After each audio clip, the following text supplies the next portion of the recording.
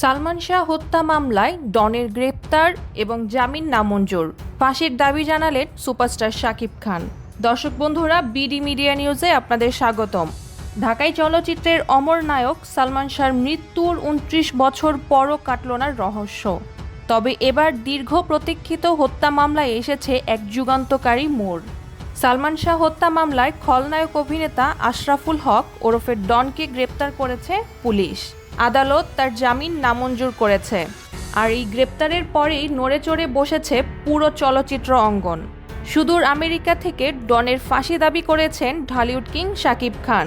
ঠিক কী ঘটেছিল বিমানবন্দরে, সালমান শাহর মা নীলা চৌধুরী বা কী বললেন, আজকের ভিডিওতে থাকছে বিস্তারিত। দর্শক বন্ধুরা, গত বুধবার ঢাকার হজরত শাহজালাল আন্তর্জাতিক বিমানবন্দর থেকে খলনায়ক অভিনেতা আশরাফুল হক ওরফে ডনকে গ্রেপ্তার করা হয়।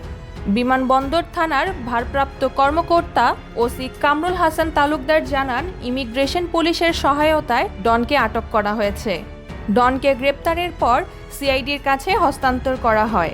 সিআইডির বিশেষ পুলিশ সুপার জসিম উদ্দিন গণমাধ্যমকে নিশ্চিত করেন যে সালমান শাহ হত্যা মামলার তদন্তের অংশ হিসেবে ইমিগ্রেশন পুলিশের সহায়তায় তাকে আদালতে পাঠানো হয়েছে।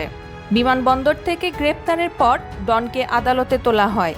আজ বুধবার ঢাকার মেট্রোপলিটন ম্যাজিস্ট্রেট মোহাম্মদ এহসানুল ইসলাম উভয় পক্ষের শুনানি শেষে ডনের জামিন আবেদন সরাসরি নামঞ্জুর করেছেন। আদালতে ডনের আইনজীবীরা জামিনের আবেদন করলেও রাষ্ট্রপক্ষের আইনজীবী ওমর ফারুকি জোরালোভাবে তার বিরোধিতা করেন। আদালত উভয় পক্ষের যুক্তি শুনে ডনের জামিন নামঞ্জুর করে তাকে কারাগারে পাঠানোর নির্দেশ দেন।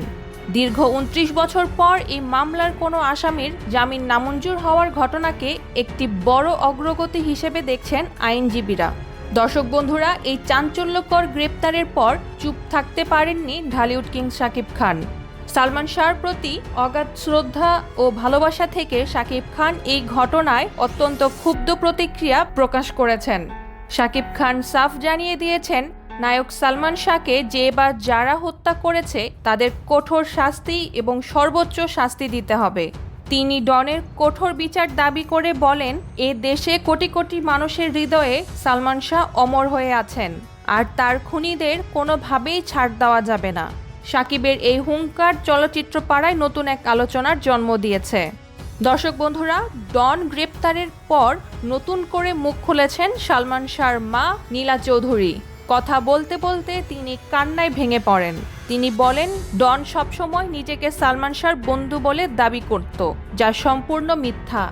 নীলা চৌধুরী আরও জানান, ইমন অর্থাৎ সালমান শাহ দয়া করে ডনকে আমাদের বাসায় আশ্রয় দিয়েছিল। সে আমাদের বাসায় থাকতো, ইমনের জামা কাপড় পরতো এবং কি টাকা পয়সাও নিত। এই বিশ্বাসঘাতকরা কখনোই স্বার্থ ছাড়া কারো বন্ধু হয় না। ডন গত ১ বছর ধরে ঢাকা ও টাঙ্গাইল সহ বিভিন্ন স্থানে প্রকাশ্যে ঘুরে বেরিয়েছেন এবং সামাজিক যোগাযোগ মাধ্যমেও সরব ছিলেন। এতদিনেও কেন তাকে গ্রেপ্তার করা হলো না তা নিয়ে ক্ষোভ প্রকাশ করেন নীলা চৌধুরী। তার একটাই চাওয়া, সালমান শাহ হত্যার সঙ্গে জড়িত ডন যেন কোনোভাবেই জামিন না পায় এবং তার দৃষ্টান্তমূলক শাস্তি হয়। সালমান শাহর মৃত্যুর পর দীর্ঘ সময় পেরিয়ে গেলেও তার প্রকৃত রহস্য আজও উদ্ঘাটিত হয়নি। পুলিশ ও বিভিন্ন তদন্ত সংস্থায় বারবার এটিকে আত্মহত্যা হিসেবে চালানোর চেষ্টা করা হলেও সালমান শাহর পরিবার এবং ভক্তরা তা কখনো মেনে নেননি। তারা শুরু থেকেই বলে আসছেন এটি একটি পরিকল্পিত হত্যাকাণ্ড। ডনের গ্রেপ্তারের পর আবারও সেই পুরনো প্রশ্নগুলো সামনে চলে এসেছে।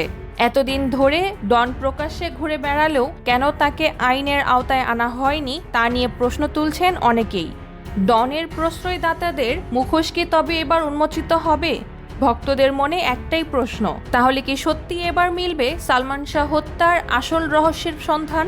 দর্শক বন্ধুরা, সালমান শাহ হত্যা মামলার ডনের গ্রেপ্তার এবং শাকিব খানের ফাঁসির দাবি বিষয়টি বাংলা চলচ্চিত্রের ইতিহাসে এক বড় মোড়। আদালতের এই আদেশের পর হয়তো বেরিয়ে আসবে বহু বছরের জমানো অন্ধকার সত্য। এই বিষয়ে আপনাদের মতামত কি, কমেন্ট করে আমাদের জানাতে পারেন। ভিডিওটি ভালো লাগলে লাইক করুন, শেয়ার করুন।